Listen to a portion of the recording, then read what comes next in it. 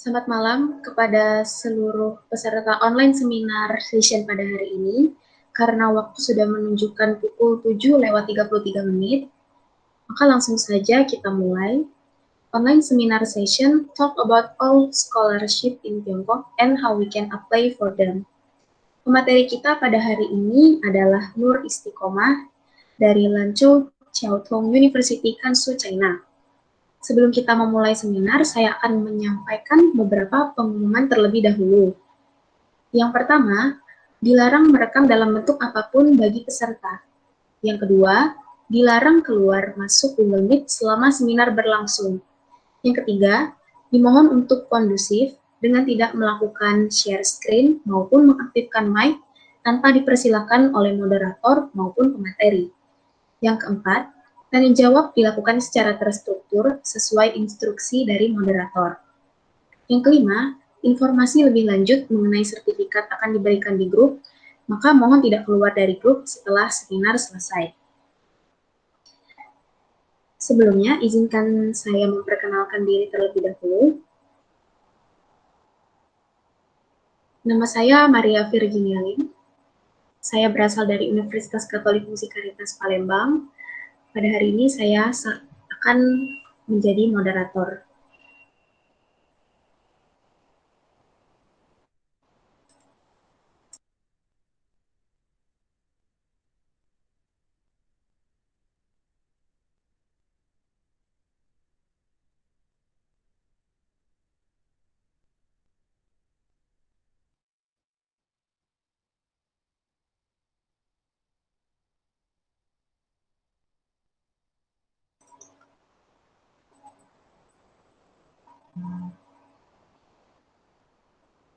Pada hari ini, pemateri kita bernama Kak Nur Istiqomah. Kak Nur, apakah sudah ada? Bisa tolong mengaktifkan videonya? Oh ya, saya dari tadi udah masuk sebenarnya, tapi Oh iya, iya. yang ditanya belum masuk.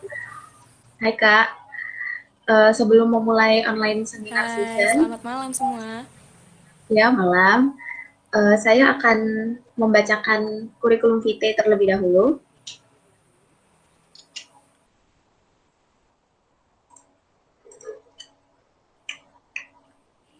Nama Nur Istiqomah, tempat tanggal lahir, Jombang 10 November 2002, alamat Dusun Tondo Wongso, Desa Gayam, Kecamatan Gurah, Kabupaten Kediri, nomor handphone 8613239645 email pipingmo@gmail.com.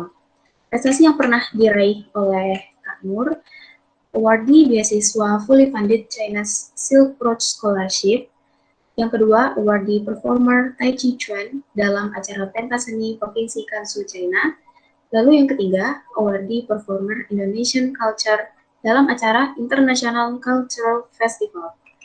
Riwayat pendidikan Kak Nur sendiri adalah Sekolah Dasar Negeri Canggu 1 Pare Kediri, Sekolah Menengah Pertama A Wahid Hashim Tebu Ireng Jombang, Madrasah Aliyah Al-Huda Kota Kediri, lalu sekarang sedang menjalani kuliah di Lanzhou Jiaotong University, Kansu, China.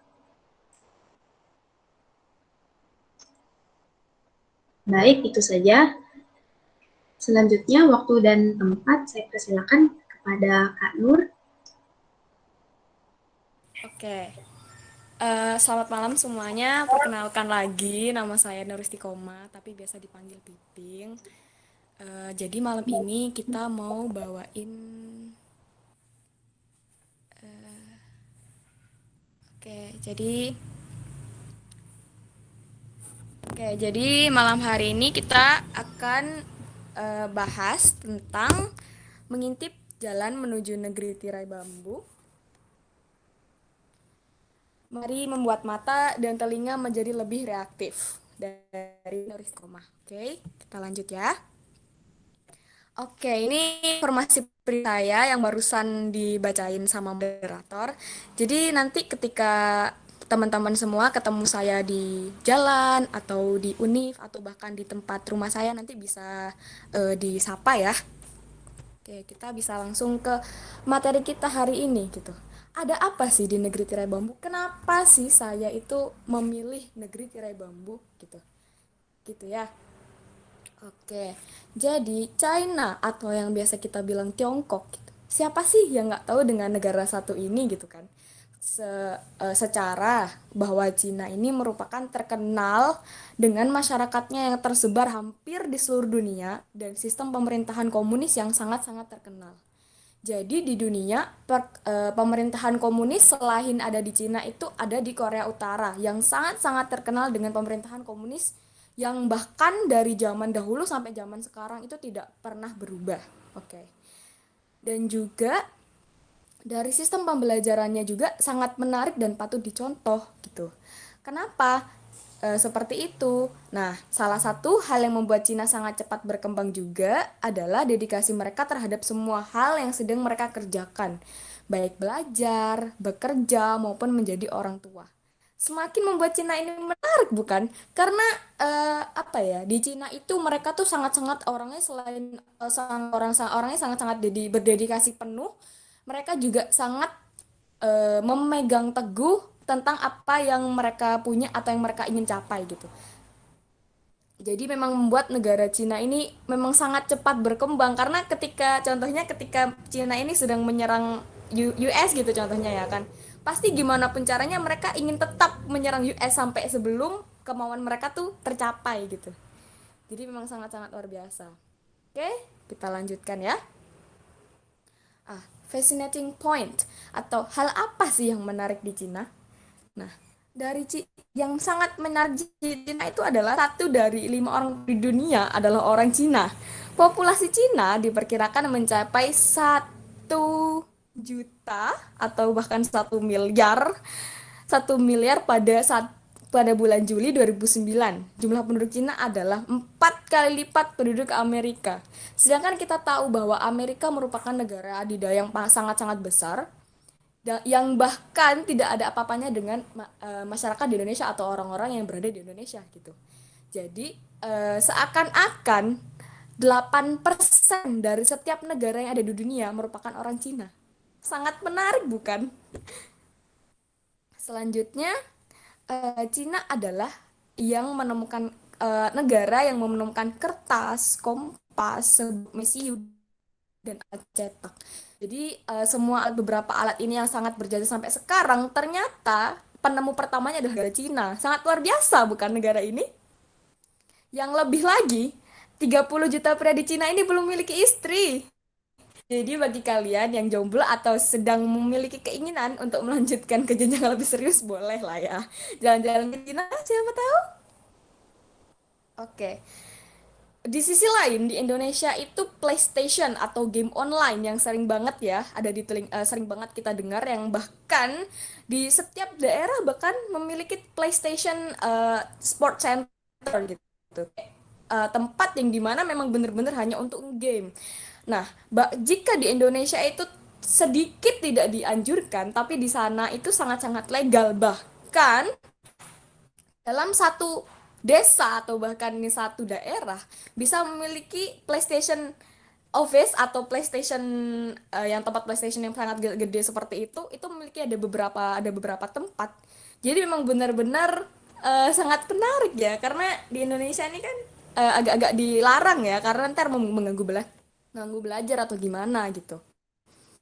Yang lanjut, sebuah gedung pencakar langit baru dibangun di Cina setiap 5 hari gitu. Jadi sedangkan di Indonesia untuk membangun seperti itu memerlukan waktu yang sangat mungkin hanya 10 sampai 15 tahun sekali. Dalam di Cina kita membangun gedung pencakar langit itu dalam 5 hari gitu. Bahkan setiap 5 hari gitu. Luar biasa bukan? Yang selanjutnya, 70% orang di Cina memakai kacamata dikarenakan pada masa kecil mereka belajar dengan sangat giat dan memiliki banyak sekali PR dalam sehari. Saya punya dosen, itu anaknya kelas berapa ya? Kelas 1 atau 2 SD dan mereka itu sudah harus menulis dalam satu mata pelajaran, mereka harus menulis berlembar-lembar PR. Sedangkan di Indonesia dalam satu mapel kita dikasih hanya satu lembar PR, kita sudah mengeluh. Sedangkan di sana berlembar-lembar mereka juga mengerjakannya dengan antusiasme yang sangat luar biasa gitu. Jadi memang hal ini yang sangat-sangat menarik Cina dan yang sangat-sangat membuat orang Cina ini sangat-sangat maju dengan cepat, dengan perkembangan yang sangat cepat gitu. Dan selanjutnya, 80% masyarakat Indonesia memilih motor dan mobil untuk bertransaksi umum yang sangat cepat dan nyaman. Sedangkan 80% orang di Cina memilih bus sebagai alat transportasi yang mudah dan nyaman. Ini memang sangat-sangat terjadi sih di Cina. Karena ketika saya di Cina juga agak-agak sedikit kagok atau ibaratnya sedikit aneh keanehan. Karena di sana untuk motor atau mobil itu sangat-sangat jarang. Mungkin banyak, tapi sangat-sangat jarang.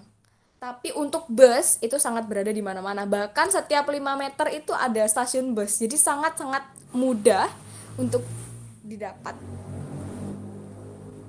Oke, kita lanjut ke materi selanjutnya ya.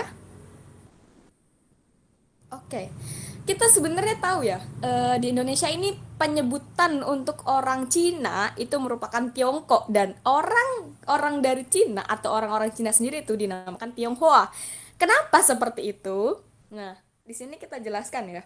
Dalam dialek Mandarin atau China, Cina itu disebut Chungguo, sedangkan dalam dialek Hokkien disebut Tiongguo. Hal-hal yang berkaitan dengan Cina dalam dialek Mandarin disebut Chonghua atau Tionghoa dalam dialek Hokkien. Hokkien merupakan salah satu suku yang ada di Cina yang merupakan mengambil salah satu suku yang mengambil dalih yang sangat besar ya, karena yang membuat kata Tiongkok dan Tionghoa kemungkinan besar diambil dari kata dialek Hokkien, yaitu Tiongguo dan Tionghoa. Nah, sejarah mencatat orang-orang Cina yang dulu merantau ke Indonesia banyak yang berasal dari daerah Fujian dan Xiamen, yang notabene berbahasa Cina dialek Hokkien. Jadi sudah tahu ya di sini ya, kenapa nama Cina tuh jadi Tiongkok dan orang-orang Cina tuh dinamakan Tionghoa. Memang karena orang-orang Cina zaman dahulu itu banyak yang bertransmigrasi kalau bahasa sekarang ya. Bertransmigrasi atau berpindah ke Indonesia yang akhirnya membuat nama Cina ini menjadi Tiongkok atau Tiongkok pada zaman sekarang gitu. Sangat menarik bukan? Jadi kita lanjut ke materi selanjutnya ya. Oke. Nah, ini sesi yang paling penting yaitu mengorek beasiswa di negeri tirai bambu. Kebetulan ini sudah saya riset dengan teman-teman saya dan ini sangat banyak tersebar di semua univ bahkan. Jadi di Cina itu masing per universitas itu dia memiliki beasiswa masing-masing. Kenapa seperti itu? Karena biasanya Universitas A memiliki semacam perjanjian bisnis atau kerjasama dengan beasiswa pemerintah Cina dan hanya beasiswa pemerintah Cina dan tembok besar pemerintahan Cina, tapi tidak dengan yang lain gitu. Jadi per universitas di Cina itu memiliki aturan masing-masing dan tapi ini beasiswa yang saya taruh di sini ini saya sudah riset dan bisa dicari di Google, Baidu atau dimanapun itu bisa dicari dan langsung dicek gitu ya. Itu tuh beasiswa cocok nggak ya sama kita? Ini cocok beasiswanya ini mencakup apa aja sih gitu. Ini kebetulan banyak banget karena saya pengen nanti ketika teman-teman semua ini nyari satu nggak cocok, nanti ada yang lain. Oh, barangkali di univ kalian yang ingin kalian tuju ini nggak ada beasiswa yang kalian inginkan. Jadi kalian bisa mencari beasiswa lain yang ada di kampus kalian gitu ceritanya. Oke. Ini part yang paling penting dan kayaknya harus yang bener-bener dicatat atau di screenshot ya ini ya sangat-sangat penting gitu. Oke, selanjutnya kita lanjut ya. Kita move on. Nah, ini part yang paling saya suka yaitu Q&A pengalaman di negeri tirai bambu. Ini Q&A ini saya yang saya tulis di sini, saya dan teman-teman saya tulis di sini emang sangat banyak, sering banget ditanya. Jadi emang bener-bener sangat common. Mungkin pertanyaan ini juga mencakup pertanyaan teman-teman semua, yaitu bagaimana gambaran kehidupan di Cina dan bagaimana karakter orang Cina, apakah sama dengan orang Cina yang berada di Indonesia? Nah, gini, gambaran kehidupan di Cina. Oke, siapkan kacamata kalian, siapkan topi kalian, dan siapkan baju tebal kalian. Oke, kita menaiki pesawat China Airlines yang sedang bertujuan ke Beijing. Mari kita jalan-jalan ke Beijing pertama. Nah, di Beijing pada saat kita pertama kali sampai akan sangat terasa bahwa suasana kota yang sangat-sangat luar biasa berada di kota ini. Bahkan kota Washington kalah dengan kota Beijing. Kenapa? Karena di kota ini orang bekerja sangat banyak, orang bertransportasi sangat banyak dan sangat-sangat padat.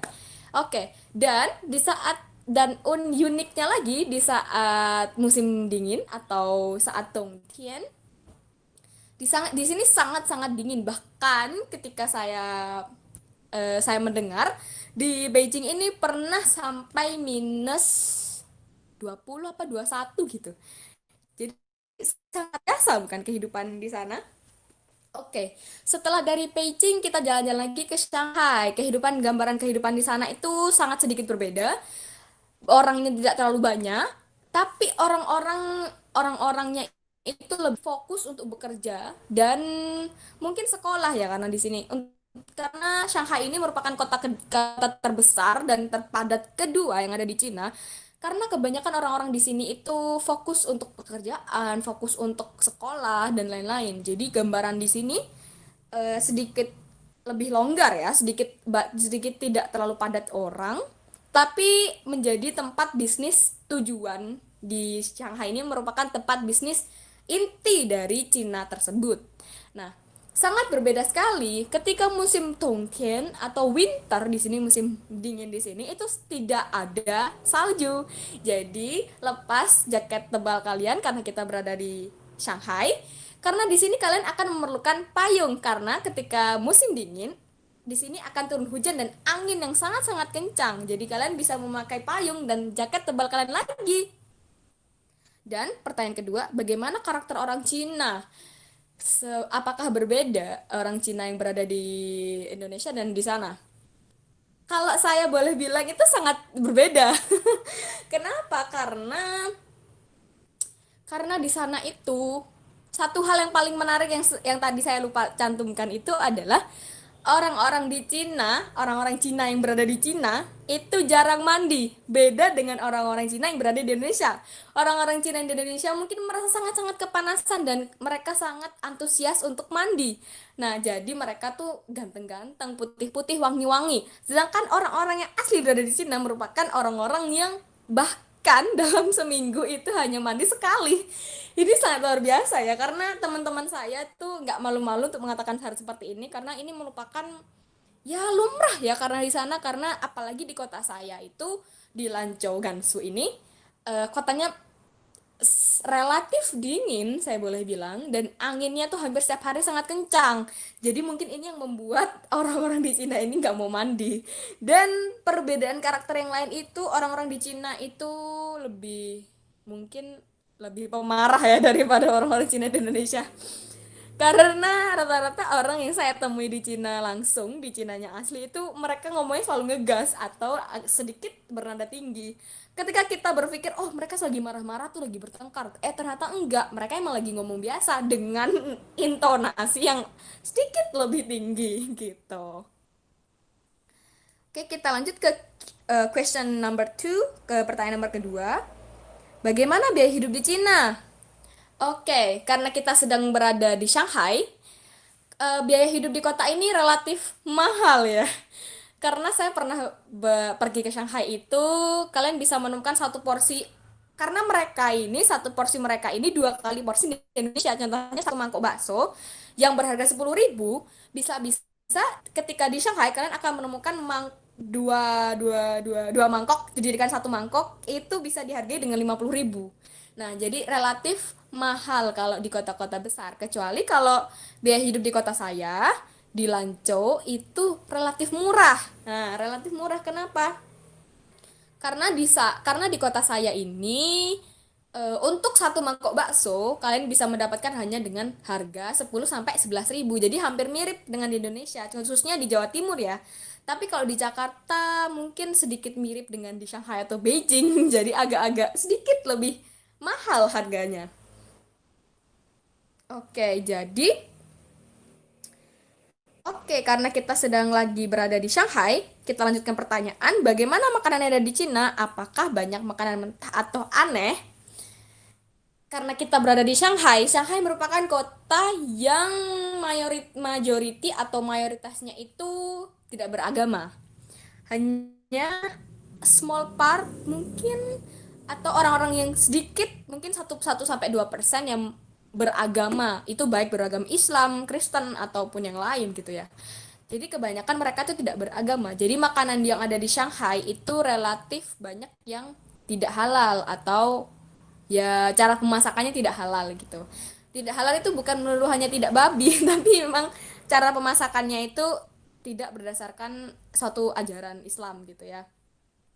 Nah, kita pasang jaket tebal kita lagi, kita pakai kacamata dan kita pakai topi kita lagi karena kita akan jalan-jalan ke Lanzhou, yaitu kota Saing yang berada di Lanzhou, yang berada di Gansu. Nah, sangat berbeda yang ada di Gansu. Ketika kalian sampai di Gansu, yang lebih tepatnya itu ada di Lanzhou, kalian akan menemukan banyak sekali makanan-makanan Islam atau makanan-makanan yang dimasak dengan halal gitu.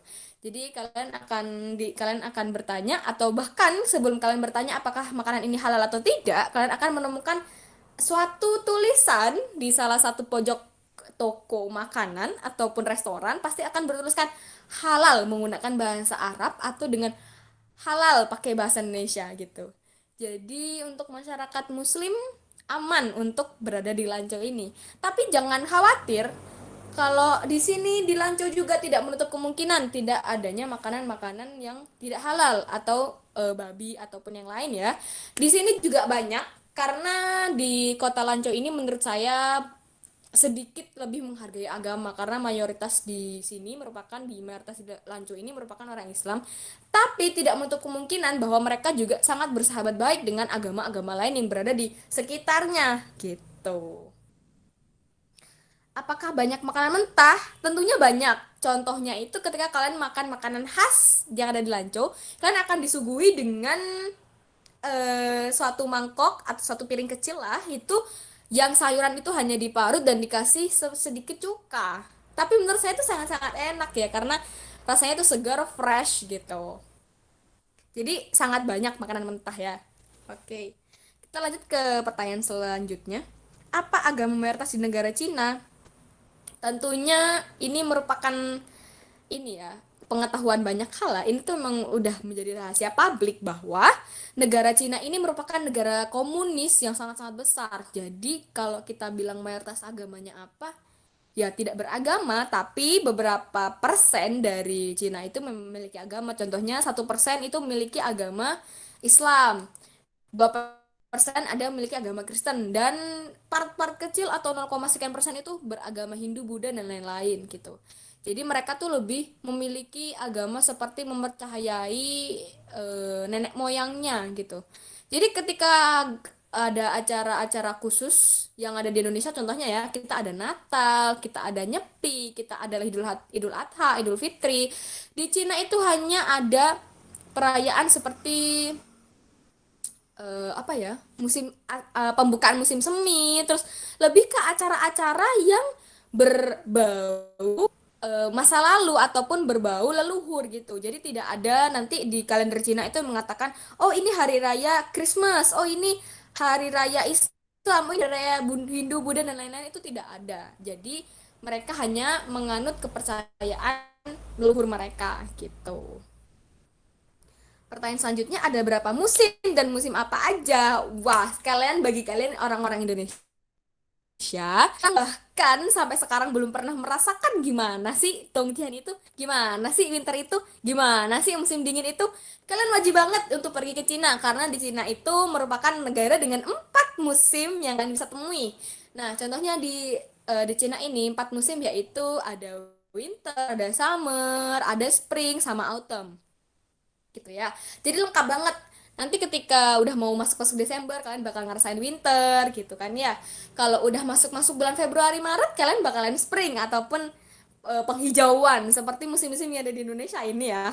Jadi kalau di Indonesia itu hanya memiliki dua musim, yaitu musim penghujan dan musim kemarau, sedangkan di sana memiliki empat musim yang kalian bisa ya foto-foto dan lain-lain ya. Kalau orang yang baru pertama kali ke sana pasti seperti itu gitu. Jadi di sana di Cina itu ada empat musim, yaitu musim dingin, musim semi, musim gugur, dan musim kemarau gitu.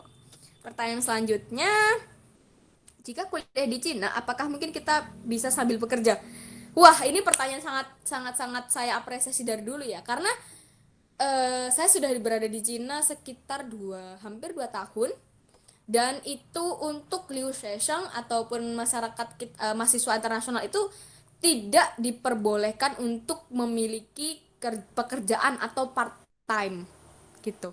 Jadi kalau di kampus saya itu memiliki aturan seperti orang-orang internasional atau mahasiswa internasional ini tidak diperbolehkan untuk memiliki pekerjaan atau part time, kerja part timean itu tidak boleh. Karena ketika kalian mendaftar, kalian pasti akan ditanya Senfenceng kalian mana. Senfenceng itu seperti KTP Cina. Nah, ketika kalian ditanya KTP, pasti kalian akan kebingungan bahwa yang kalian punya sekarang ketika kalian belajar di luar negeri hanyalah paspor, ya kan? Nah, sedangkan ketika kita mau bekerja, kita pasti akan membutuhkan Senfenceng ini ataupun KTP. Nah, dengan cara seperti apa kalian bisa bekerja? Kalian akan dimintai surat rekomendasi dari universitas, dan apakah jika universitasnya menyetujui, kalian akan diberikan satu lembar kertas yang menyatakan atau surat pernyataan di mana kalian bisa memiliki pekerjaan part time atau pekerjaan sambilan yang kalian kerjakan ketika kalian tidak memiliki waktu kelas gitu. Tapi kebanyakan di Cina itu saya lihat tidak diperbolehkan Liu Shesheng atau mahasiswa internasional ini untuk memiliki pekerjaan gitu. Beda di negara-negara lain ya. Tapi bisa disiasati kok. Kemarin saya juga pernah ikut seperti komunitas ataupun dari gurunya atau dari lausennya itu menyarankan, contohnya gini, apalagi kalian yang bisa berbahasa asing gitu ya, contohnya bahasa Inggris, kalian bakalan ikut satu komunitas yang komunitasnya ini bakalan mengajar dari Sabang sampai Merauke, ataupun contohnya kalau di Indonesia ini ada komunitas yang mengajar gitu ya, saya tahu saya ada tapi saya lupa namanya. Kalian bisa ikut komunitas kayak gitu dan kalian akan diberikan pengalaman hal lain. Jadi kalian bakalan mengajar mengajar apa seperti murid-murid Cina, anak SD, SMP, bahkan orang-orang yang siap IELTS ataupun TOEFL. Jadi kalian selain kalian memiliki pengalaman, kalian juga dibayar. Tenang aja, kalian dibayar. Kalau kemarin saya pernah mendaftar itu, kalian dalam 1 jam kalian tuh dibayar 200.000.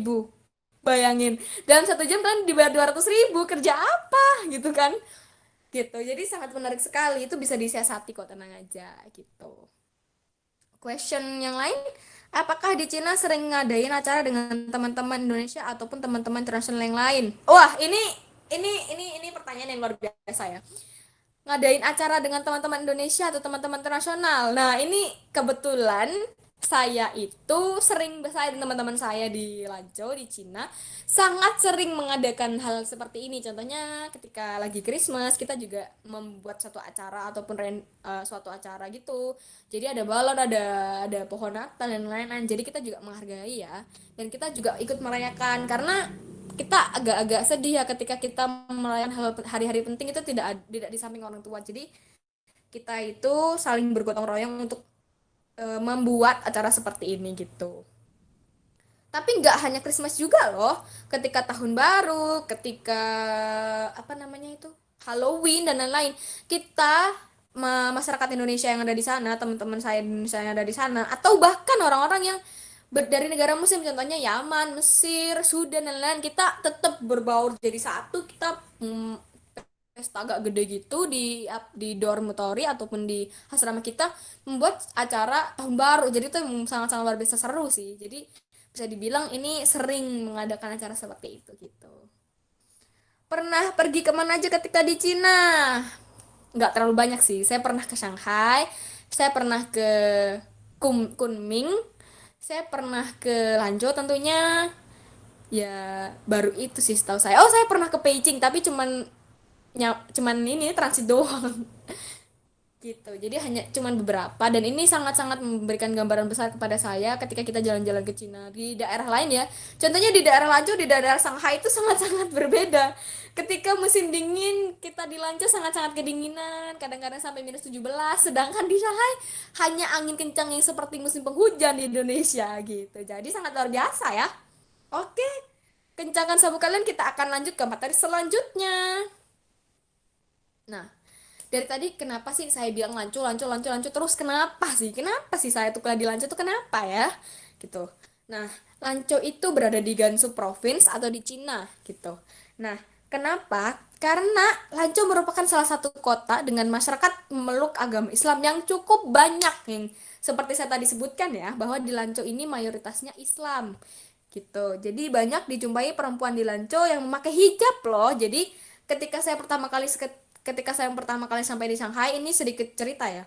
Ketika saya pertama kali sampai di sampai di Shanghai, ketika saya transit, itu saya bahkan melihat sekeliling itu tidak ada yang memakai jilbab. Jadi saya sedikit kayak, aduh takut ya, nanti jangan-jangan kayak ini di berita-berita. Ternyata enggak.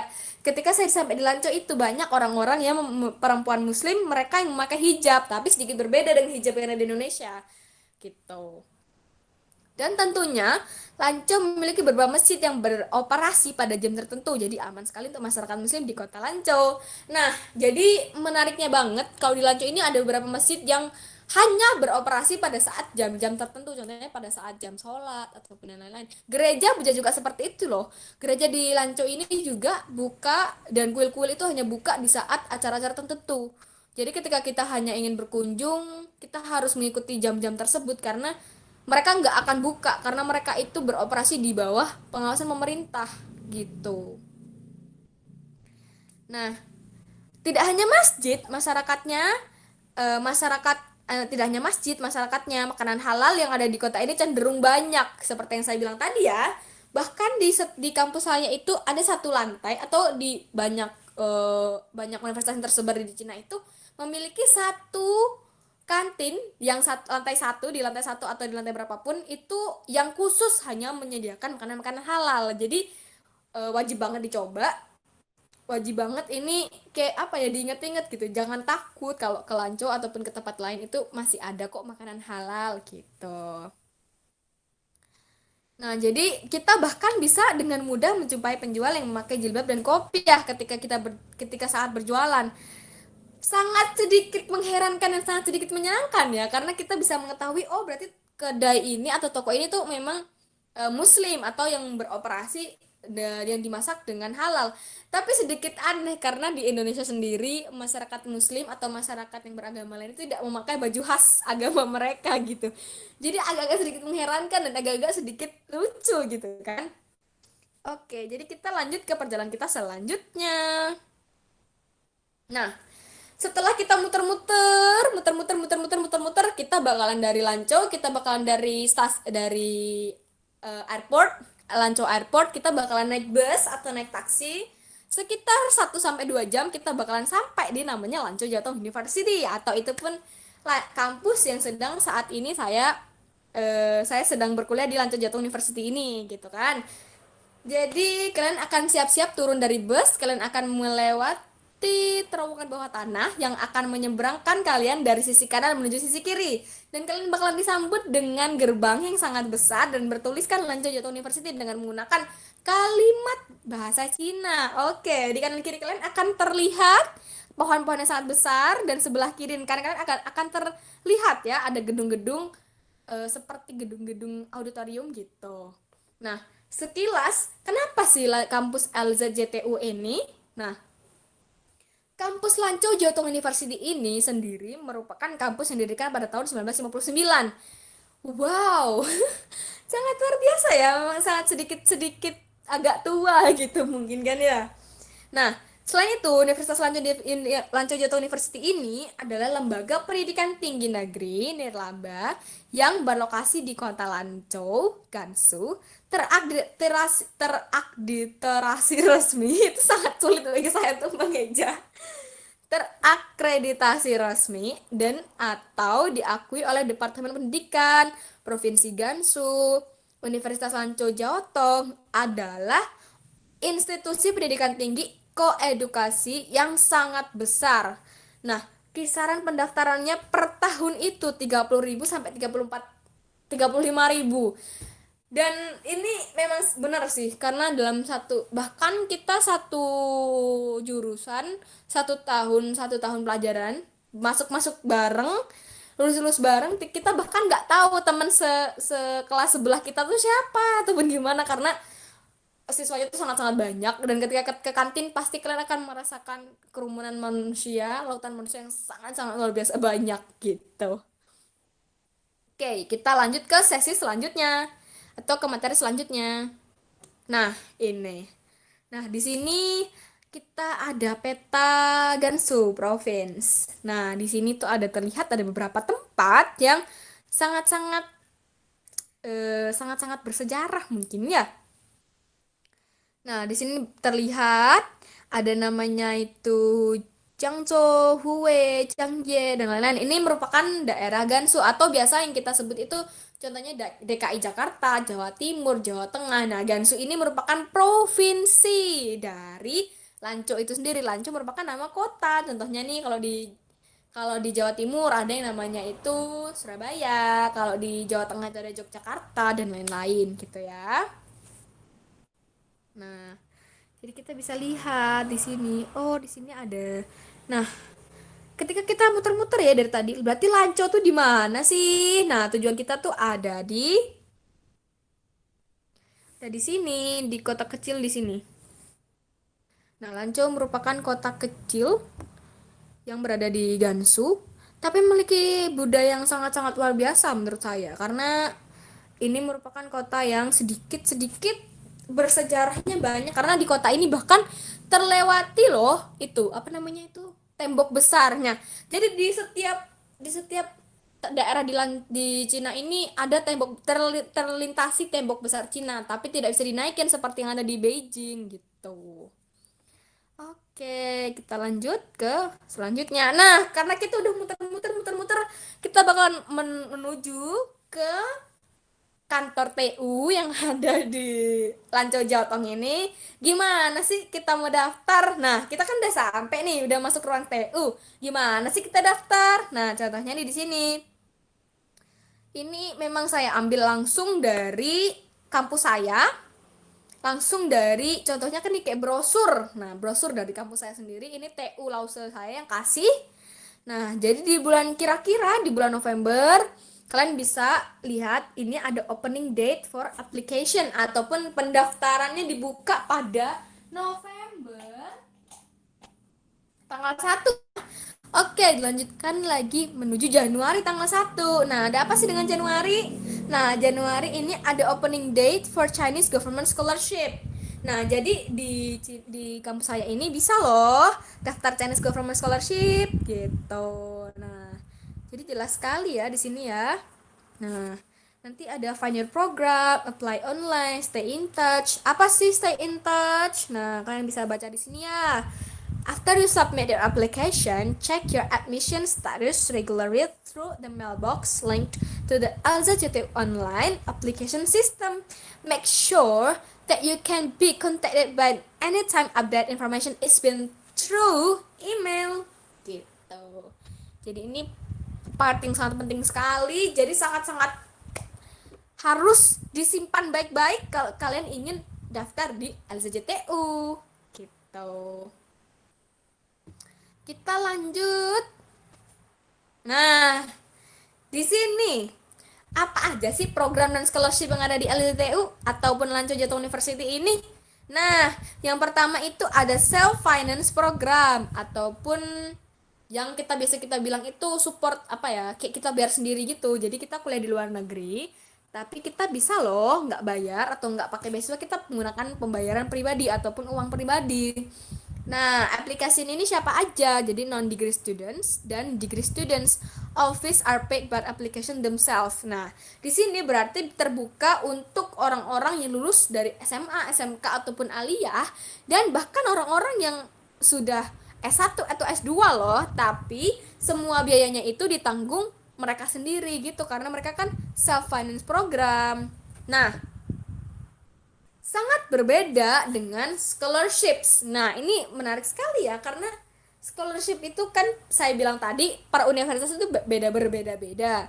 Nah, sedangkan di kampus saya ini di LZJTU ini ada dua kampus, ada dua universitas, ada dua beasiswa loh yang ditawarkan sekaligus. Apa aja sih? Nah, kita bisa lihat di sini ya. Yang pertama itu adalah Silk Road Scholarship Program of Gansu Province. Nah, aplikasinya siapa aja sih? Undergraduate. Undergraduate itu contohnya seperti orang-orang seperti saya yang lulusan SMA, Alia ataupun SMK. Jadi, kalian yang ingin meneruskan untuk melanjutkan pendidikan kalian jenjang S1 itu mungkin bisa tercover oleh Silk Road Scholarship Program of Gansu Province, karena beasiswa yang sedang saya dapatkan saat ini juga dari Silk Road Scholarship Program of Gansu Province gitu. Tapi kalian harus catat ya, apa aja sih ini coveragenya dari scholarship ini. Nah, pertama itu ada tuition free exempted. Jadi intinya itu biaya apapun yang harus dibayar seperti buku, asrama, sekolah dan lain-lain itu sudah tercover atau sudah terbayarkan. Nah, beasiswa ini juga mencakup 10 bulan accommodation fee exempted gitu ya. Jadi akomodasi dalam 10 bulan ini sudah tercover loh gitu. Nah, juga selain juga semuanya kita nggak bayar dari buku, dari sekolah, uang asrama kita nggak bayar, kita juga per bulannya dikasih sekitar 3 juta rupiah loh per bulannya. Luar biasa sekali bukan? Jadi mulai sekarang persiapkan diri kalian baik-baik, oke? Okay? Nah, jangan khawatir bagi kalian yang udah lulus S1, kalian juga bisa loh mendapatkan beasiswa. Nah, nama beasiswanya itu apa sih? Nah, ada yang namanya Chinese Government Scholarship Program. Nah, jadi aplikasinya juga graduates. Nah, scholarshipnya ini mengcover apa aja sih? Nah, mengcover semua tuition, accommodation fees, and comprehensive medical insurance are exempted gitu. Jadi, asuransi kesehatan, tuition kalian dari buku, universitas, uang kampus atau biasa kita bilang itu UKT ya. Nah, uang buku dan lain-lain itu udah tercover, dan bahkan kalau kalian itu jenjangnya master ingin melanjutkan ke doktoral, kalian itu dikasih uang sekitar tuh, kalau kalian dari S1 pingin ke master, kalian akan dapat uang sekitar 6 juta per bulannya. 6 juta. Fantastis bukan ya? Karena kalian hanya hidup belajar, belajar, kalian per bulannya tercover sekitar 6 juta loh. Ini sangat-sangat luar biasa banyak ya bagi saya gitu. Dan kalau kalian dari S2 ingin lanjut ke doktoral juga ada loh beasiswanya. Bahkan per bulannya kalian bakalan dikasih sekitar 7 juta per bulannya. Wow, fantastis sekali bukan? Jadi kalian teman-teman dari sekarang persiapkan diri kalian. Nah, sekarang kita lanjut ke bagian terpenting. Qualification of applicants itu apa aja sih? Nah, aplikasinya itu must be non-Chinese citizens with a valid passport. Nah, jadi orang yang mau atau yang boleh mendaftar ini pasti tentunya mahasiswa internasional seperti kita-kita ini dengan paspor yang valid gitu, yang sudah diresmikan oleh negara gitu. Nah, ada ketentuan umurnya juga loh. Kalau bachelor degree itu harus dari umur 16 sampai 25. Nah, kebetulan banget kemarin ketika saya daftar itu umur saya belum 16. Umur saya masih sekitar 15. Tapi nah, pasti akan kalian dimintain under the age 18 itu should provide guardian certificate. Jadi kalian itu harus punya sertifikat seperti kayak perlindungan dari orang tua ataupun masih dalam lingkup orang tua gitu. Jadi kalian bakalan dimintain itu nanti gitu. Nah, jadi untuk masternya kalian juga ada persyaratan umur dari umur 20 sampai dengan 35. Sedangkan dari doktoral itu kalian harus berumur dari umur 20 sampai 45 gitu. Nah, kalau language proficiency requirement itu apa aja sih? Nah, kalau scholarship ini mereka tuh harus submit atau menyerahkan HSK 4 dengan skor 200 ataupun 100 ke bawah, 200 lebih gitu. Dan HSKK. HSKK itu harus intermediate level certificate gitu. Nah, bagi kalian itu yang bisa yang atau udah punya sertifikat HSK 4 dan HSKK bisa loh kalian langsung daftar ke scholarship ini gitu. Jadi sangat luar biasa gampang ya. Jadi kalian mulai dari sekarang persiapkan matang-matang semuanya aplikasi semua data-data yang kalian perlukan tuh persiapkan minimal 1 tahun sebelum kalian gitu. Jadi ketika kalian mau daftar, nah kalian udah siap deh data semuanya gitu. Nah, jadi di sini itu ada tuition atau sekitar pembayaran akademik per tahun. Kalau ada bagi kalian yang lulus SMA dan kalian belum ada basicnya tuh Chinese, kalian bisa loh daftar. Nah, beasiswa apa biayanya itu sekitar 10.000 atau sekitar 20 juta rupiah dan registration fee-nya itu sebesar 800.000, bukunya sekitar 600.000, dan accommodationnya mungkin sekitar 16 juta dan asuransinya sekitar 1.200.000. Nah, ini hanya untuk orang-orang yang memiliki HSK 4, sertifikat HSK 4, dan kalian harus membayar segini. Tapi ketika kalian sudah selesai 1 tahun belajar bahasa, kalian udah punya HSKK, kalian udah punya HSK 4, kalian bisa loh daftar beasiswa tersebut gitu. Jadi semua tuition yang ada di sini udah di cover oleh beasiswa gitu. Ini lumayan penting ya, partnya ini penting sekali gitu. Nah, oke, kencangan sabuk kalian, kita lanjut ke selanjutnya. Saya dari tadi tuh sebut terus HSK HSK HSK. Nah, ketika kalian mau belajar ataupun kuliah di Cina, kalian tuh harus punya HSK HSK HSK. Sebenarnya apa sih HSK itu? Nah, kita bakalan bahas di sini. HSKK itu, HSK atau SKK itu sebut dari singkatan dari Hanyu Shui Ping Kao Shi. Hanyu Shui Ping Kao Shi. Nah, Hanyu Shui Ping Kao Shi ini adalah ujian berstandar internasional yang menguji dan menilai kemahiran bahasa Cina.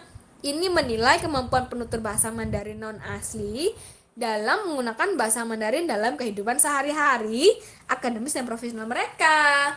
Nah, kenapa ada HSK dan HSKK? Kalau HSK ini kalian bakalan dites tulis, listening, dan speaking. Speakingnya tapi sedikit, lebih banyak ke writing. Nah, kalau HSKK itu singkatan dari Hanyu Shuiping Kouyu Kaoshi. Artinya itu seperti kalian itu dites kemampuan berbahasa kalian itu menggunakan bahasa Cina, itu kalian akan dites, akan diujikan apakah Biaojun ataupun udah memenuhi standar ataukah belum gitu. Nah, sedangkan HSK itu terdiri ada 6 tingkatan. HSK level 1, HSK level 2, 3, 4, 5, dan 6. Kalau saya di sini masih HSK 4, saya baru belajar, saya masih dalam proses belajar bahasa HSK 5. Mungkin tahun ini akan coba tes HSK 5 gitu. Kita lanjut ke selanjutnya. Nah, kita dari tadi udah bahas ya. Sebenarnya sih apa aja sih program yang ada di Lanco ini? Yang ada di Lanco Jawa Tengah ada apa aja sih programnya? Nah, ini dia programnya. Ada Faculty of Traffic and Transportation, Faculty of Environment and Multiplication Engineering. Nah, tapi bagi kalian yang baru lulus banget, baru lulusan kemarin ataupun lulusan kemarin-kemarin, jangan takut karena per fakultas di sini itu akan tergabung menjadi satu departemen, dan satu departemen itu biasanya kalau ada di kampus Cina itu ada memiliki gedung masing-masing. Jadi nanti kalian akan masuk di kuliah di Cina itu bakalan ada namanya gedung belajar sendiri, gedung praktek sendiri, gedung departemen sendiri, gedung fakultas bahkan ada yang sendiri gitu. Jadi banyak banget. Nah, ini penting banget ya. Jadi kalian harus catat baik-baik gitu. Nah, ada banyak banget fakultasnya. Ini untuk bachelor degree ya. Selanjutnya ini ada nah gitu. Selanjutnya ini ada master degree. Nah, bagi kalian tuh jangan patah semangat buat kalian yang baru lulus SK1 baru lulus S sarjana ataupun S1. Kalian bisa loh daftar di LJJTU. Nah, ini ada beberapa jurusan.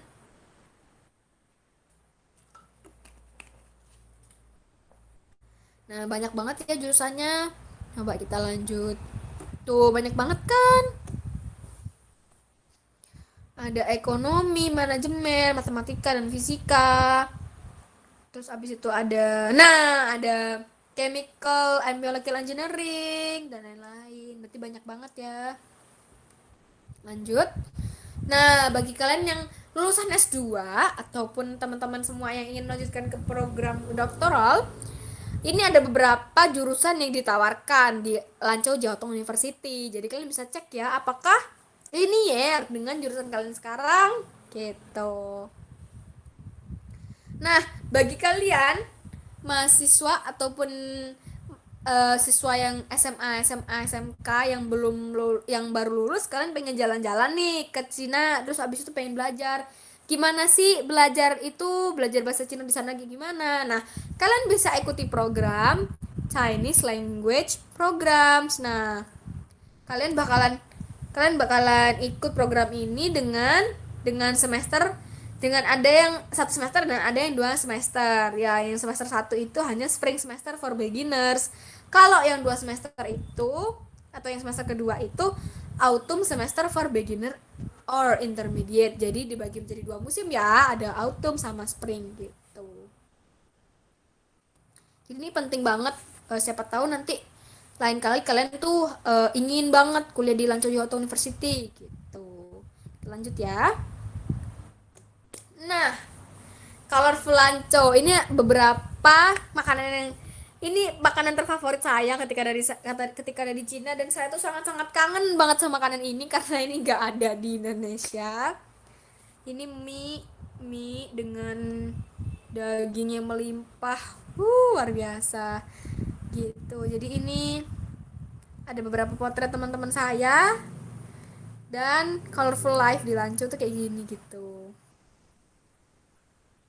Nah, biar ditulis ya di sini ya. Ini. Tapi ini agak-agak sedikit berbeda karena biasanya kalau kita musim dingin itu bisa sampai -11 sampai bisa -15 gitu. Kalau panas bisa sampai 30, 32 gitu. Jadi lumayan. Nah, ini ada beberapa kampus live dan ini ada beberapa teman saya yang dipotret. Nah, ini ada beberapa tempat-tempat di kampus. Jadi ada teman-teman saya gitu. Ini ada beberapa tempat yang ada di kampus. Jadi kalian bisa lihat-lihat ya. Ini teman-teman fakultas departemen ini bahasa bahasa Cina atau departemen itu Chinese Language. International Department of Chinese Language. Tuh. Nah, itu dia teman-teman. Kita udah jalan-jalan, kita udah sampai di TU dan kalian bakalan pakai topi dan kacamata kalian lagi, pakai jaket tebal kalian karena kita akan naik pesawat Garuda Airlines dan sampai di Jakarta. Kita udah pulang lagi ke Indonesia. Nah, sekian materi yang saya sampaikan hari ini. Semoga bermanfaat. Maaf kalau ngomongnya gak belibet. Dan pesan saya terus berkarya, banggakan Indonesia, jadi yang terbaik dan terbaik. Jayo! Thanks a lot. Nah, sekian yang dapat saya Terima kasih, sampaikan. Kak. Terima kasih, Kak. Seru Sama-sama banget semuanya. sharing dari Kak Nur. Benar-benar bikin kita juga pengen ikut ke sana. Nah, Ditunggu ya buat selanjutnya, kalian-kalian yang pengen nyusul. iya Kak. Selanjutnya kita akan melanjutkan ke sesi pertanyaan. Bagi teman-teman yang ingin bertanya, bisa langsung ketik di kolom chat untuk bertanya. Sambil menunggu teman-teman, kiranya mulai dari saya dulu kali ya Kak, untuk nanya. Ya, boleh. Tadi kan Kak cerita tentang kota di Cina, khususnya Lanzhou. Nah, apa sih yang membuat kakak tertarik untuk memilih negara Cina sebagai tujuan kuliah kakak? Nah, saya jawab ya. Ya. Nah, gini. Pertama itu saya jujur-jujur aja. Jujur-jujur aja, kita nggak main tipu ya, kita nggak main bohong-bohong ya. Pertama, saya tuh sebenarnya orang yang kurang banget suka sama negara satu ini. Bahkan bisa dibilang sedikit benci karena masa lalu dan apa yang terjadi di sana yang menyangkut masyarakat muslim. Jadi saya sedikit, wah ini negara apaan sih kayak gini banget gitu-gitu. Tapi ketika saya mendaftar di negara lain, contohnya saya kan kepengen banget kuliah di Inggris dan US, tapi orang tua saya tidak mengizinkan. Dan ketika saya pertama kali daftar ke Lanco Jawa Tong itu, nah baru baru share nilai, baru kirimin nilai, udah langsung diterima, LO-nya langsung turun, LOL langsung turun. Jadi kayak, oh ya udahlah gitu, emang jalannya ke sini gitu. Gitu kisahnya. Terus kalau dalam kuliah di sana itu ada kesulitan atau kendala yang kakak hadapin, misalnya bahasa, terutama bahasa ya, karena kan beda gitu. Dan Nah, gimana cara kakak mengatasinya? pertanyaan bagus banget. Bagaimana untuk mengatasi hal ini? Karena saya sama seperti orang-orang Nah, Indonesia pada umumnya, ketika saya pertama kali sampai di Lancau itu saya seperti orang yang nggak tahu apa-apa. Jadi bahasa saya tuh Mandarin nol, dari bener-bener nol. Saya bahkan bilang ni hao itu dengan nada yang salah. Nah, kesulitannya itu pasti itu dari dulu sampai sekarang tetap bahasa ya, karena bahasa Mandarin itu bahasa yang sangat sulit dan dengan Hanzi ataupun karakter Cina yang sangat-sangat banyak gitu. Dan masalah selanjutnya mungkin di ini ya, ketika musim dingin. Saya pertama kali merasakan musim dingin itu di sana. Dan musim dingin ada di Lanchau tuh dingin banget. Pertama kali dulu turun itu salju -10. Dan terus menaik sampai bulan Januari. Dan itu sangat-sangat wah gitu. Saya sempat bahkan pernah kena penyakit kulit itu loh, yang sininya merah-merah. Wah itu sekitar 2 minggu saya harus bolak-balik ke rumah sakit gara-gara itu.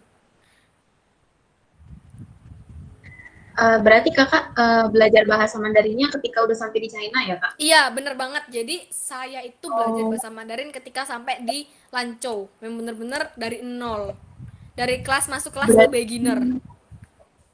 berarti HSK 4-nya didapat waktu ketika udah di sana ya? Iya bener banget, jadi aku sekitar bulan, Hmm. sebenarnya aku bulan Desember, jadi aku sekitar 4 bulan 3 bulan belajar bahasa Mandarin tuh udah dapet HSK 4, cuman akunya masih kayak takut-takut, kayak masih belum pede. Tapi ketika ada bulan-bulan ganjil, akhirnya aku daftar, sekali daftar langsung alhamdulillahnya lolos gitu. Hmm. Kalau kehidupan waktu udah masuk universitas itu mata kuliah yang diajar di sana dalam bahasa Inggris, Mandarin atau campur gitu kak? Oke, good Bahasanya. question. Jadi di Cina itu ada yang namanya kelas, kan kalau 1 tahun saya ketika pertama kali di sana itu ikut kelas bahasa. Nah, ada itu beberapa lause, ada beberapa guru yang bisa pakai bahasa Inggris, tapi dari 5-6 lause saya yang ada di sana itu nggak bisa bahasa Inggris, hanya bisa bahasa Inggris sekitar kayak gini. Please, I want you to come to the office now to collect your homework now, gitu, kayak cuman gitu doang. Dan ketika kita lagi mengajar pakai bahasa Mandarin lagi, bahasa Inggris dikit-dikit ancur-ancur gitu. Nah, ketika kalian udah masuk jurusan atau ketika seperti saya udah masuk ke jurusan saya gitu, S1, nah full Mandarin. Nah, maka dari itu kalian diwajibkan untuk bisa HSK 4. Kalau kalian nggak bisa HSK 4, susah banget. Apalagi jurusan-jurusan yang kayak jurusan jurusan saya itu biologi kan. Nah, itu udah pakai sehari-hari pakai bahasa Mandarin, belajar pakai bahasa Mandarin, bahasa-bahasa biologinya itu juga di Mandarinin gitu. Jadi Hmm, penting banget bahasa susah Mandarin. banget. Penting. Oke, terima kasih kak. Kita Sama-sama. udah ada beberapa ada pertanyaan nih. Ya. Ada yang bertanya dari Kak Naimanji. Kak mau tanya, yang Chinese Language Program biayanya berapa kak? Oh, kalau Chinese language program itu aku saranin kalian buat langsung daftar di link yang aku taruh tadi. Jadi kalian bisa akses langsung, kalian pelajari. Kalau itu yang data yang aku kasih itu ketika kalian pengen belajar bahasa dari awal dari nol, itu mungkin kalau kuliahnya doang sekitar 20 sampai 30 juta. Itu udah tercover semua ya. Tapi itu tidak termasuk tiket pesawat kalian, tidak masuk paspor, visa gitu. Tapi ini bocoran buat kalian-kalian yang ada yang ikut seminar hari ini. Aku saranin buat kuliah dimanapun itu jangan pakai yang namanya apa itu? Apa itu orang yang kayak kita bayar orang nih, terus nanti orangnya ngurusin gitu. Apa sih namanya ya? Oh, Agen. calo ya, Kak? Nah, iya jangan jangan Hmm. jangan pernah. Aku mohon banget jangan pernah. Nah, agen jangan pernah. Karena mereka bakalan ambil untung segede-gedenya. Kan aku udah riset sama teman-teman aku. Sedangkan kalau kuliah di Lanco itu yang kota kecil dan semuanya murah, kalian bahkan satu bulannya cuma dikirim sama orang tua ada 500 ribu, kalian bisa hidup satu bulan. Tapi ketika kalian udah pakai agen, kalian tuh bakalan disuruh bayar 2 3 bahkan berpuluh-puluh kali lipat lebih dari itu gitu. Hmm.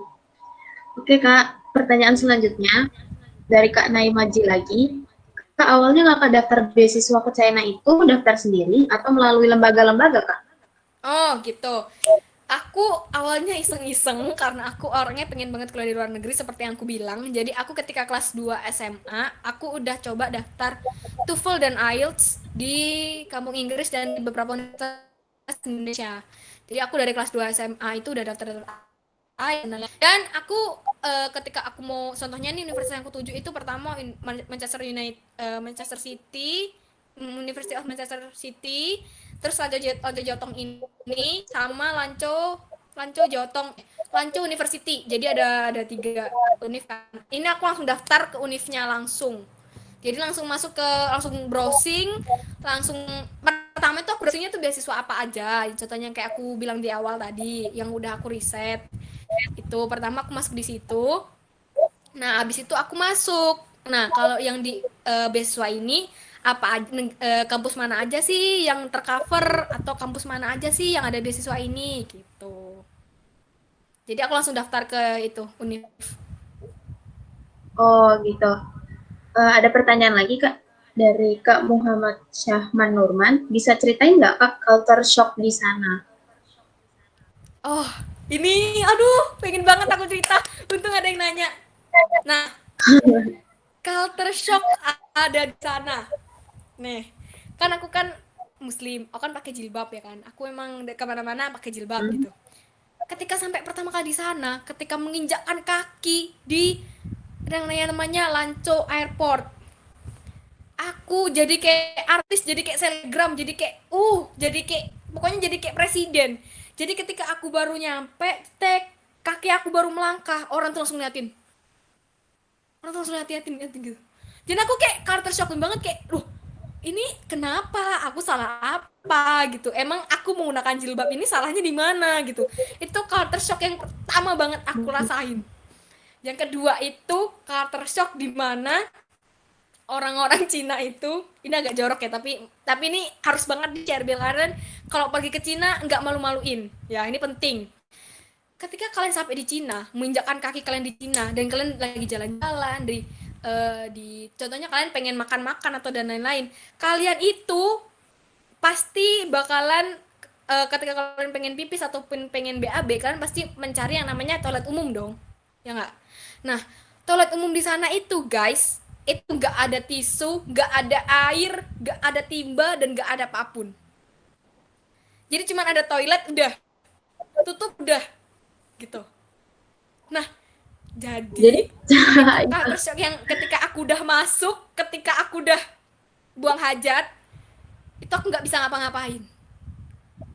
Bayangin gimana awkwardnya ketika kalian manggil orang nggak bisa, minta tolong nggak bisa. Ya Allah, ini harus kayak gimana? Nah, itu culture shock yang bener-bener culture shock banget. Untung dulu itu aku bawa tisu kemana-mana, jadi bisa lah istilahnya tercover. Dan culture shocknya lagi, ketika aku ngundang temen Cinaku masuk ke dormku, gitu, kayak main ke dorm lah gitu kan. main ke dorm, main ke sana kan pengen, kan penasaran ya orang-orang Cina tuh gimana sih dorm orang internasional. Ketika mereka habis dari kamar mandi, mereka nggak bakalan nyiram apa yang habis mereka lakuin. Coba bayangin jadi aku Oh, tuh gimana gitu. Ketika mereka habis dari kamar mandi, mereka keluar, maaf ya, so aku waktunya udah habis, aku mau balik dulu gitu. Oke, bye gitu kan. Udah seneng-seneng kan, namanya seneng kan dikasih oh temen main gitu, seneng banget. Ketika masuk kamar mandi, astagfirullahaladzim, astagfirullah gitu. Jadi tuh culture shock banget. itu Nah, itu ya parah sih. gitu. Ada pertanyaan lagi nggak? Iya Kak, ada Ini pertanyaan lagi. sebenarnya apa ya? Ini tuh bukan hal yang tabu untuk dibicarain karena ini udah jadi Ah, rahasia umum. Karena bagi mereka tuh percaya, ini aku tambahin dikit ya. Bagi mereka tuh percaya kalau mereka habis buang hajat ataupun pipis ataupun BAB, mereka itu tidak membersihkan bekas mereka sampai tertumpuk-tumpuk bekas yang lain. Karena untuk menghormati leluhur atau gimana gitu dulu aku tahu itu. Jadi oh. kitanya sabar-sabar aja, harus harus sabar, harus mengerti ya. Oke Kak, untuk pertanyaan selanjutnya dari Kak Naimaji lagi. Kakak berarti ke Cina berangkat sendiri ya Kak? Oh, kebetulan aku ada banyak temen di Indonesia. Jadi ada beberapa temen ya. Contohnya dulu tuh aku dilemparin langsung ke agen. Jadi nanti kita di agen itu kita di briefing sama teman-teman aku yang mau berangkat ke Lanco itu. Jadi ada beberapa daerah. Tapi dari Jawa Timur sendiri cuman aku. Jadi orang dari Jawa Timur cuman aku. Jadi aku ada teman dari Jambi, dari Jakarta, dari Pontianak gitu. Jadi kita berangkat bareng gitu. Oke, teman-teman yang lain, apakah masih ada yang mau mengajukan pertanyaan? Sambil sambil nunggu teman-teman yang lain, saya sendiri punya pertanyaan Kak. Eh, Ketika tes HSK itu ada kesulitan nggak? Misalnya kayak HSK 4 tuh ada speakingnya atau gimana gitu? Oh Materinya iya, gitu.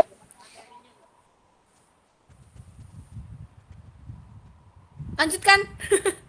Lanjut. Iya itu pertanyaannya. HSK 4 itu Oh seperti itu apa udah, tesnya gitu? udah. Oke, oke. Sebenarnya kesulitan tersendirinya tuh enggak, tapi untuk membangun biar kalian tuh belajar, niat belajar kalian tuh ada tuh sangat susah. Karena menurut saya belajar bahasa itu nggak terlalu sulit ya kalau kita tuh emang bener-bener niat kita pengen belajar tuh pasti ada aja, bisa aja. Tapi kesulitannya itu ketika kalian menghadapi HSKK. Karena HSKK itu kalian bakalan dikasih statement, jadi kita bakal denger nih contohnya statement gitu ya. Hari ini Andi makan nasi. Nah, kita tuh harus niruin dengan nada yang sangat-sangat harus ditentukan, harus sama dengan nada gitu loh. Jadi itu agak Oh, sulit. Terus kalau hmm, HSK 4-nya sendiri itu susahnya mungkin di writingnya. Ketika ada gambar, nah kita kan disuruh writing tuh, disuruh ceritain. Nah, itu hmm, agak-agak sulit, agak-agak tricky. Karena sebenarnya yang kita butuhin itu cuman katanya sedikit, yang penting grammarnya pas, yang penting masuk ke gambarnya cukup. Nggak perlu kita pakai kata-kata panjang dan lain-lain. Saya pernah punya pengalaman kayak gini. Teman sebangku saya tuh orang Laos, dia tuh cuman bikin kan itu ada gambarnya es krim atau hmm. ayo saya lupa kalau nggak salah tuh es krim atau nggak kue.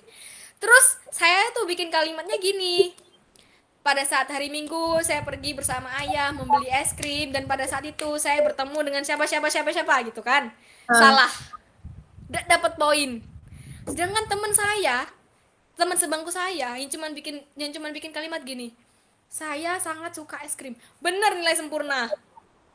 oh, jadi Aku kayak yang terpenting itu strukturnya ya kak ya, struktur kalimat. bener, bener banget. Yang penting terus strukturnya bagus, terus grammar kalian tepat, itu udah nilai plus.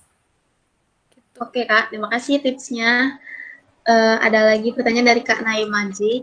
Instagramnya Instagramnya kakak apa ya kak? Nanti biar bisa tanya-tanya Huruf lagi. kecil semua, piping ist underscore. Oke, itu ya Kak Naima, @piping_ist_. Iya. Ini ada pertanyaan dari Kak Fatih ya. Semacam pernyataan dan pertanyaan. Iya Iya. Kak, aku pernah juga bareng-bareng ikut proyek ISEC dari Sri Lanka, bareng teman-teman dari Cina Darat. Ya ampun, mereka jorok banget. Terus dari situ aku jadi tahu ternyata Chinese Indo sama Cina Darat asli itu beda banget. Mereka selalu tidur siang gitu. Kalau di sana gitu juga nggak sih, Kak? Iya, bener banget. Ini bener banget. Sebenarnya aku bahas pernyataannya tadi dulu ya. Pernyataannya yang kayak bilang tadi emang bener banget Cina mainland sama Cina di Indo tuh udah beda-beda banget. Aku bilang karena kalau Cina di Indo ini sering mandi, sering wangi, terus banyak cuan, tuh kan ganteng banget kan ya.